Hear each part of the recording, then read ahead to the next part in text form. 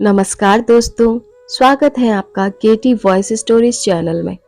दोस्तों, हमारी आज की कहानी है खुद को शेर समझ। इस दुनिया में तीन तरह के लोग होते हैं। एक वो जिसकी कामयाबी जल्द ही कदम चूमती है, और दूसरे वो जिनको कामयाबी मिलने में काफी समय लगता है, और तीसरे वो जिनको कामयाबी मिलती ही नहीं। हम सब अपने अपने जीवन में बहुत मेहनत करते हैं, लेकिन कभी कभी हमारे मेहनत के हिसाब से उसका फल हमें नहीं प्राप्त होता है। आपने कई व्यक्तियों को देखा होगा जो थोड़े से मेहनत करने पर ही सफल हो जाते हैं। आप जो सोच रहे हैं वह चीज आपके हिसाब से नहीं हो रही है, और बार बार असफलता का सामना करना पड़ रहा है, जिससे आप खुद को लाचार महसूस कर रहे हैं। यह कई बार होता है कि हम इतने असफल हो जाते हैं कि हमारा मन टूट जाता है। हम अपने आप को कमजोर और हारा हुआ महसूस करते हैं, और बहुत निराशा भी रहती है। जीवन में निराशा क्यों न हो, क्योंकि हमने तो बहुत परिश्रम किया था, जितना हमसे होना चाहिए था। हम अपने सामर्थ्य से भी अधिक परिश्रम करते हैं। मुझे अपने परिश्रम के हिसाब से फल नहीं मिला, और एक बार फिर असफलता का सामना करना पड़ा। जैसे आज के समय में स्कूल होते हैं, ठीक उसी तरह पहले के समय में आश्रम होते थे, और लोग अपनी शिक्षा प्राप्त करने के लिए आश्रमों में जाते थे।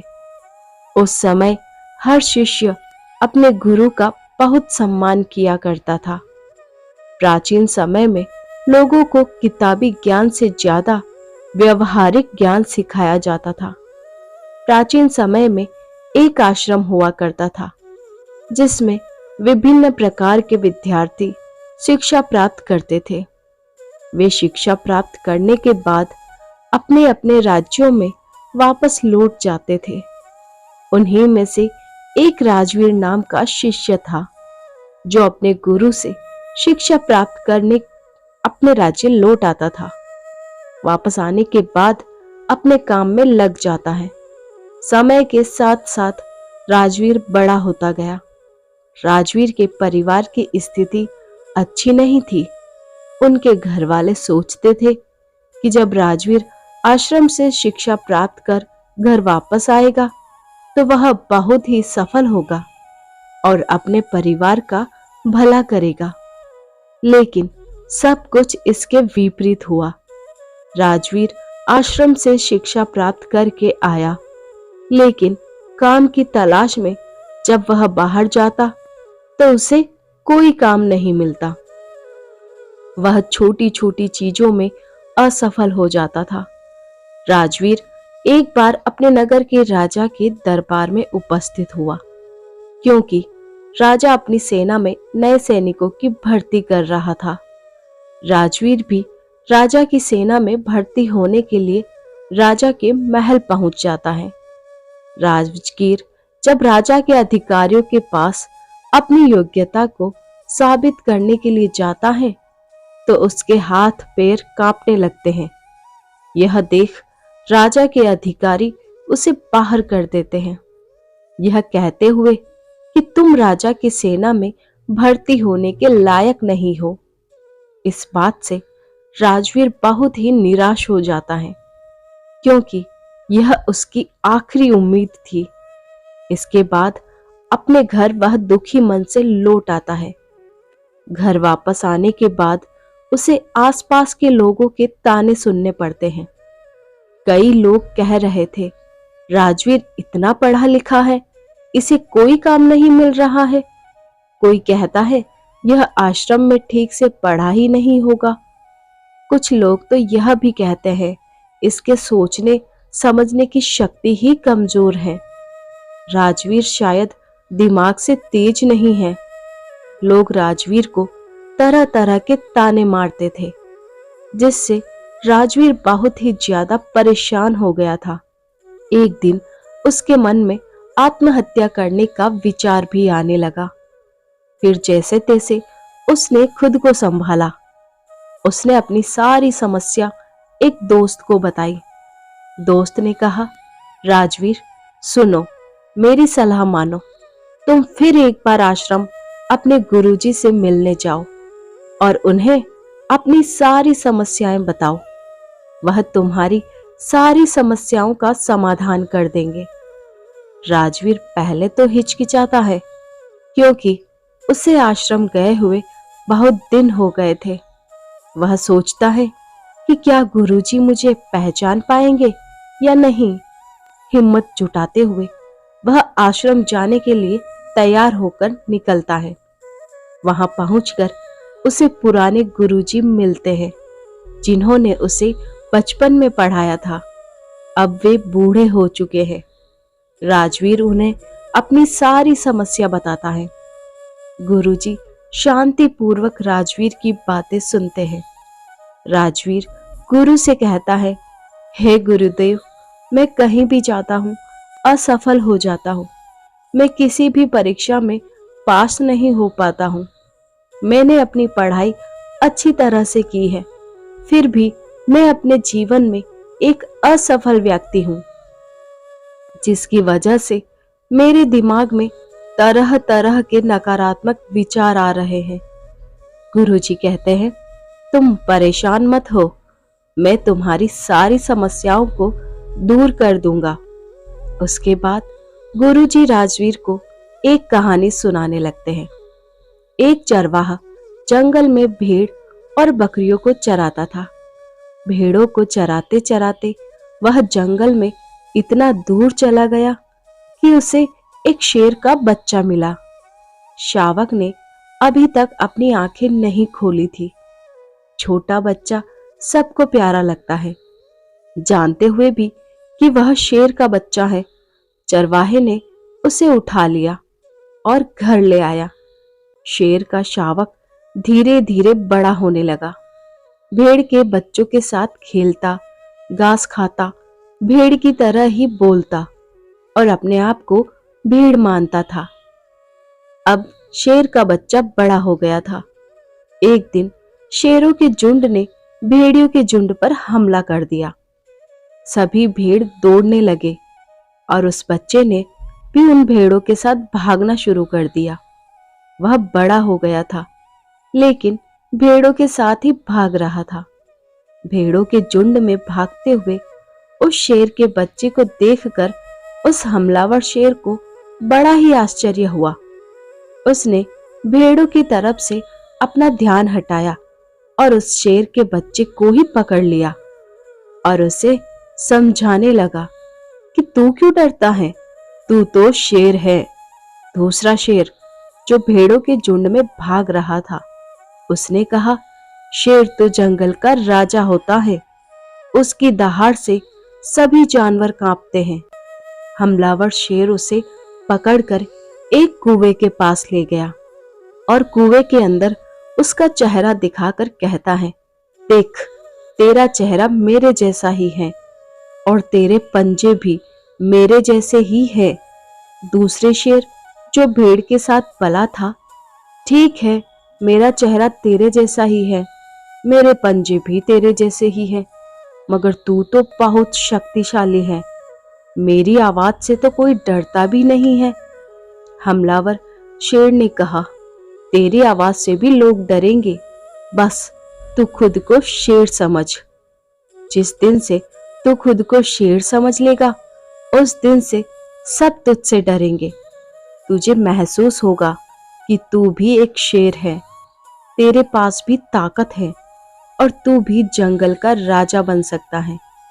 जब तेरे मन में यह बात आ गई, तब तू किसी से नहीं डरेगा।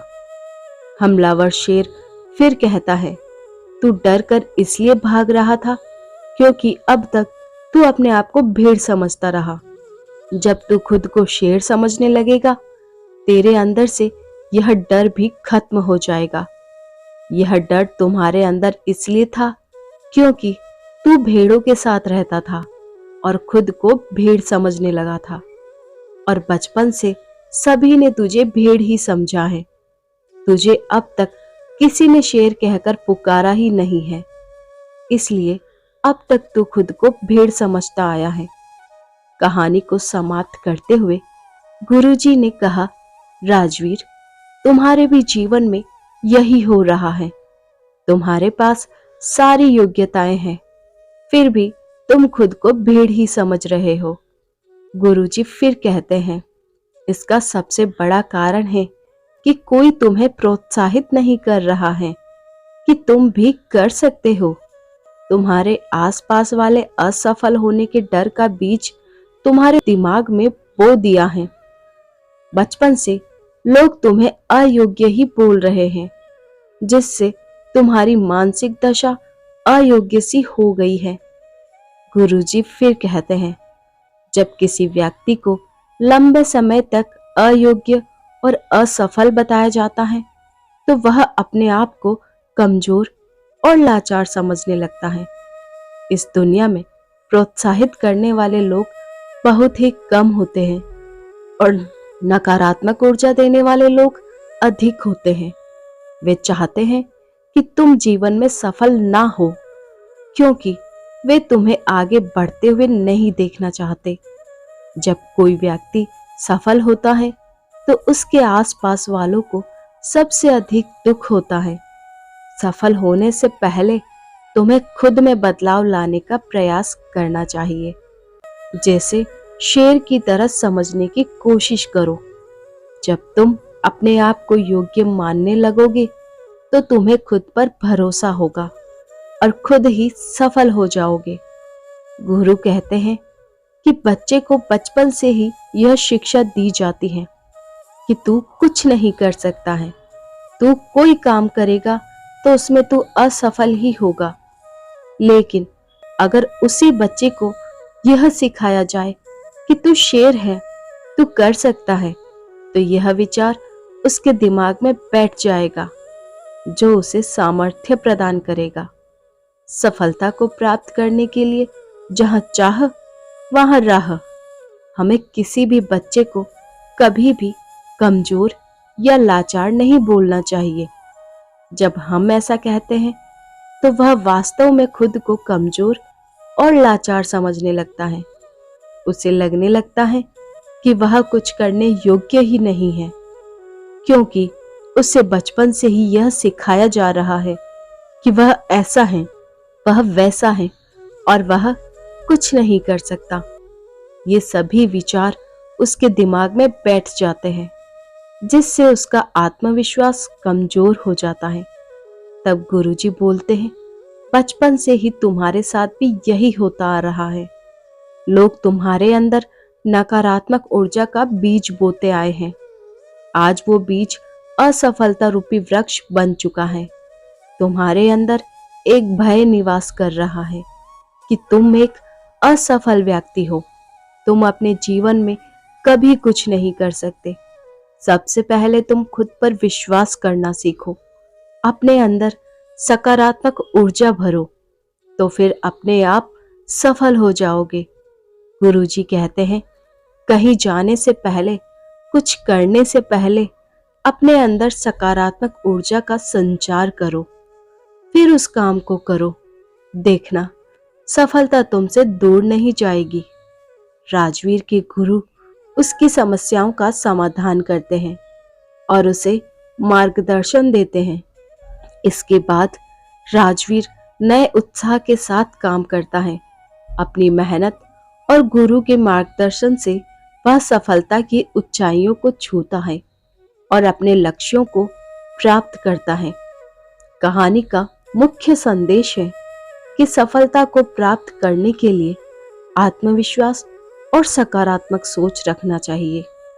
किसी भी व्यक्ति की सफलता उसके दिमाग के अंदर बसे सोच और मन में भरे आत्मविश्वास पर निर्भर करती है।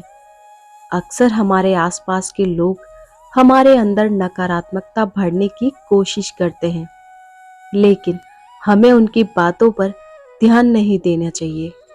हमें खुद पर विश्वास करना चाहिए और अपनी सामर्थ्यों को पहचानना चाहिए। यह कहानी हमें यह भी सिखाती है कि हमें अपने बच्चों को सकारात्मक सोच और आत्मविश्वास के साथ प्रेरित करना चाहिए। उन्हें अपनी क्षमताओं को निखारने और समृद्धि के मार्ग पर आगे बढ़ने के लिए प्रेरित करना चाहिए। बच्चे को नकारात्मक सोच से दूर रखकर उन्हें सकारात्मकता की ओर प्रेरित करना चाहिए। यही हमारी जिम्मेदारी होनी चाहिए। इसके अलावा हमें यह भी याद रखना चाहिए कि सफलता का मार्ग सीधा नहीं होता। सफलता के लिए मेहनत, उत्साह और सहनशीलता की आवश्यकता होती है। हमें हार नहीं माननी चाहिए, बल्कि हर मुश्किल को एक अवसर मानकर आगे बढ़ना चाहिए। इस प्रकार हम अपने लक्ष्यों को प्राप्त करने के लिए सफल हो सकते हैं। उम्मीद करते हैं आपको हमारी ये पावरफुल मोटिवेशनल स्टोरी पसंद आई होगी। आप हमें सोशल मीडिया पर भी फॉलो कर सकते हैं। Think yourself and your goal. Thank you. दोस्तों, ऐसी ही और मोटिवेशनल कहानियां सुनने के लिए बने रहिए हमारे साथ और अपना प्यार और सपोर्ट दीजिए। चैनल पर नए हैं तो सब्सक्राइब कीजिए, साथ में बेल आइकन को प्रेस कीजिए ताकि न्यू स्टोरीज का नोटिफिकेशन आपको मिल सके। Thanks for watching.